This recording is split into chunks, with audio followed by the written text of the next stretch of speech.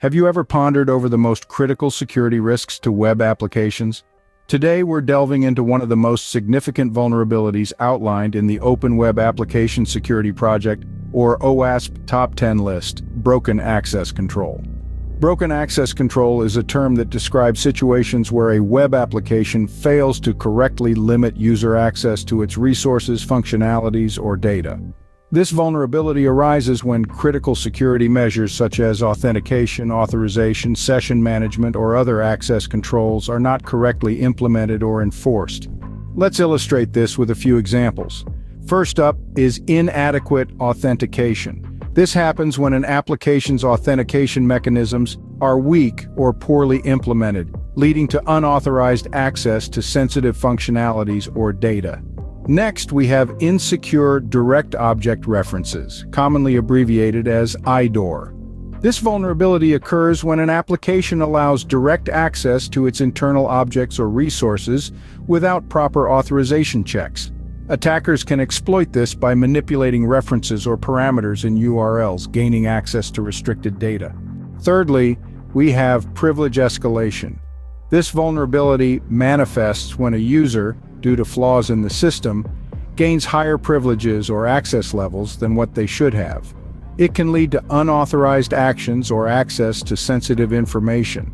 The fourth example is missing function-level access controls. This vulnerability comes into play when proper authorization checks on various functions or APIs are not implemented. This oversight can allow users to perform actions that should be outside their access limits. Lastly, we have inadequate session management. This vulnerability is due to weaknesses in session tokens, session IDs, or session expiration policies, leading to unauthorized access or even session hijacking. Addressing these broken access control vulnerabilities requires a thorough approach that includes implementing proper access control mechanisms, enforcing the principle of least privilege, validating and authorizing user actions, and conducting comprehensive security testing to identify and mitigate potential weaknesses. The OWASP Top 10 list is a vital resource for developers, security professionals, and organizations. It helps them prioritize and address the most critical security issues in web applications, thereby enhancing their overall security posture. In conclusion, broken access control is a major vulnerability that can lead to unauthorized access and potential data breaches.